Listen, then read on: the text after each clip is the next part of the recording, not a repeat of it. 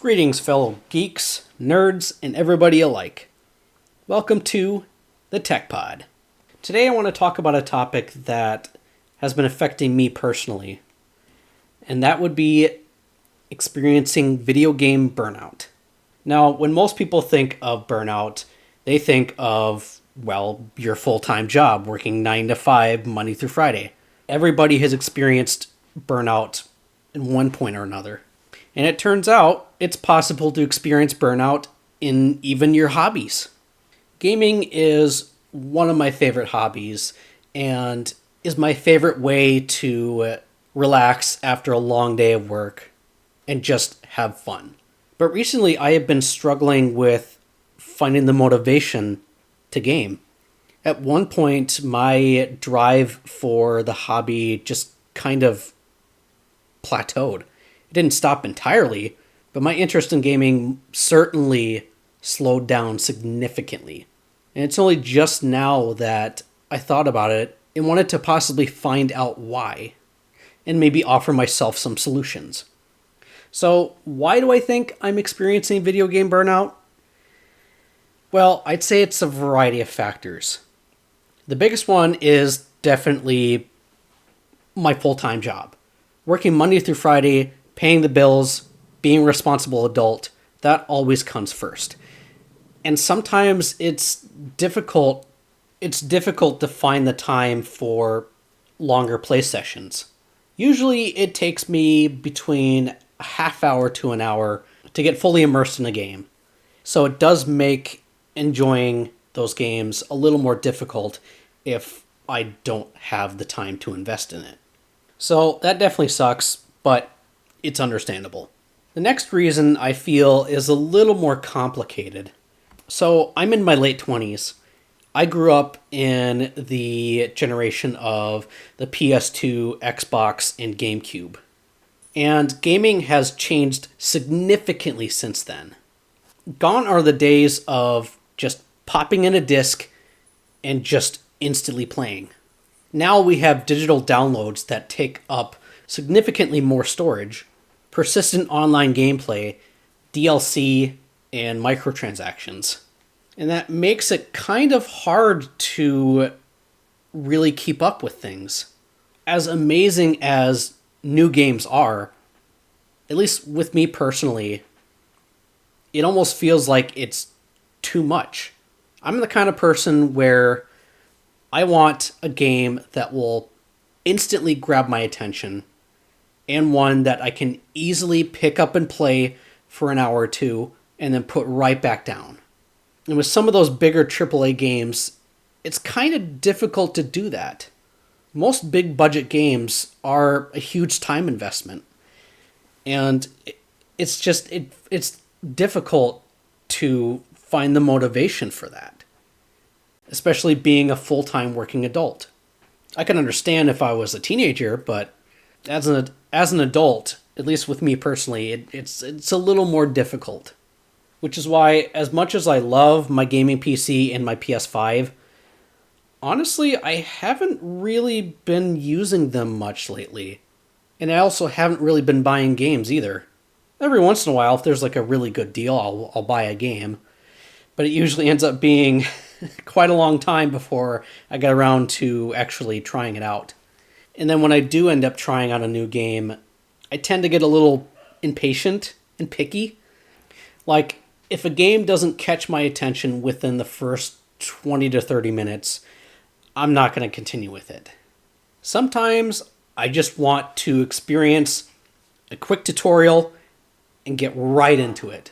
I just don't really have the motivation to sit through a complicated tutorial teaching me how to use a complicated combat system. I don't know why. Not only that, but I've always been the type of person that has a fear of missing out. And I feel bad not really having the time or even the interest for some of these newer games that are coming out. Especially ones that are really, really good and popular. Like, just last month, I participated in the beta of Battlefield 6 and quite enjoyed it. And I know it's going to be a huge success and very popular. But I just can't bring myself to pay full price for a game that I'm not super excited about. Like, it looks really good and I'm sure it's going to be fun. But I'm not, like, itching to play it day one.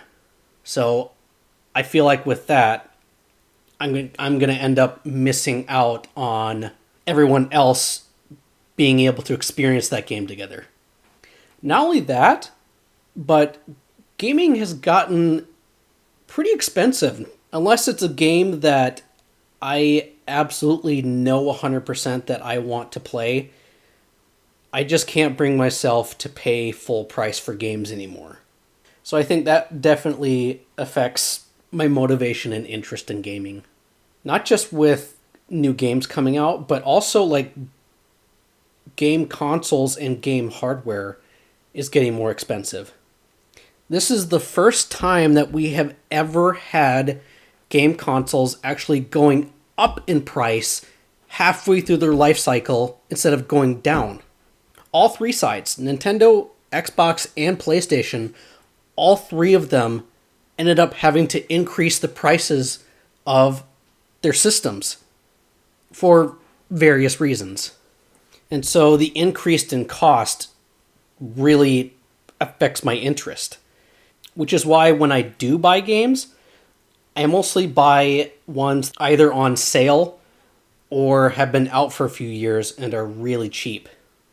That's why I love where stuff like PS4 and Xbox One is right now. Because they're getting old enough to where games are dirt cheap, especially on the Xbox One side of things. There's tons of really good games that you can get for that system for really, really cheap prices. And so that's how I've gotten most of my games in my collection. But I ended up getting to a point where it was almost overwhelming with the amount of games that I was acquiring. I ended up buying more games than I was playing. And so there I am, sitting there, paralyzed with choice, and it's just a vicious cycle. Spending so much time deciding what I want to play that when I end up deciding, I just don't really want to play anymore.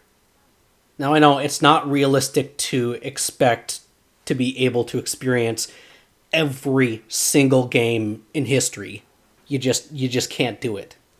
But there are a lot of games, probably hundreds of games that are on my wish list of playing eventually.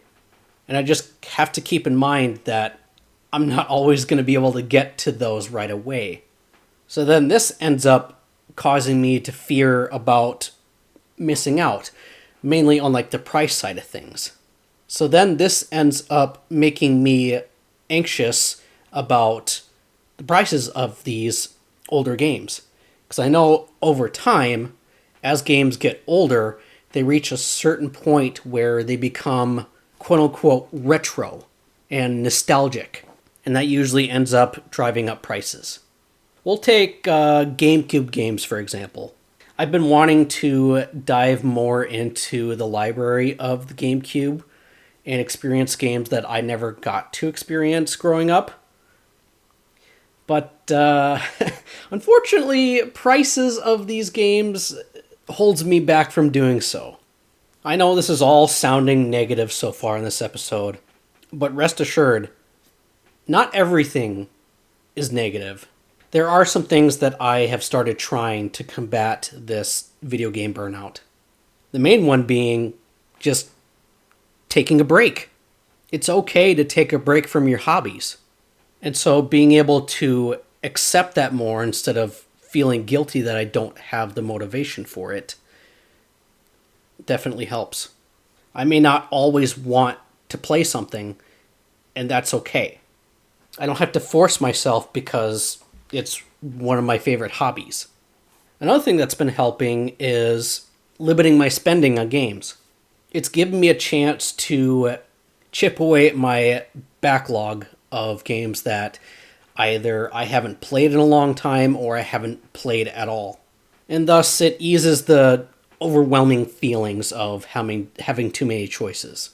And I've even been going through my back catalog and really spending the time to think about the games that I actually want to keep and will end up playing multiple times. If it's something that I played a while ago and it was really good and I don't ever plan on playing it again, I'm just gonna get rid of it. And so with some of my physical games, I have been selling quite a few of them and just keeping the ones that I know that I'm never going to end up getting tired of. And if for some reason I end up selling a game and then months down the road, I'm like, you know what? I want to play that again. I can always find a digital copy. That way it's not taking up space. And when I want to play it, I'll install it. And then when I'm done, remove it. Something I haven't tried, but I think would definitely help is expanding into other gaming genres. One that I've actually really started getting into is roguelites. They're just the perfect game where you pick it up, you play it for a little while, and then you can instantly put it down. And with it being a roguelite, you usually have randomly generated enemies and locations, which keeps things fresh. So if I'm unsure of what I want to play, roguelites are a good option for me. It scratches that gaming itch without needing too much of a dedication to it. Something else I would like to start trying is more indie games. It's pretty easy to feel like most newer AAA games coming out nowadays are too similar from each other. And so it makes it hard to find something that you're interested in that is new and unique. And indie games is a really good place to find that sort of thing. Some of the most fun and unique games that I have played are indie games. Ones that actually take you by surprise and make you go, oh, it's actually a really cool idea. And so I have been wishlisting a bunch of indie games on my Switch and on PC. There are tons of really interesting ones. So I think indie games is definitely a good solution for me. But also, just playing older games in general would be a good thing. I mainly play older games anyway, so why not tap into that?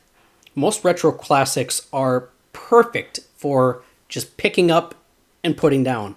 So I just wanted to use this episode to honestly just ramble about something that's been on my mind for a while. But definitely let me know what your thoughts are. Have you experienced video game burnout before? And if you have, what are some things that you've done to combat it? So I think we'll end it here. I think I've rambled enough already. So thank you all for listening, and we'll see you next time.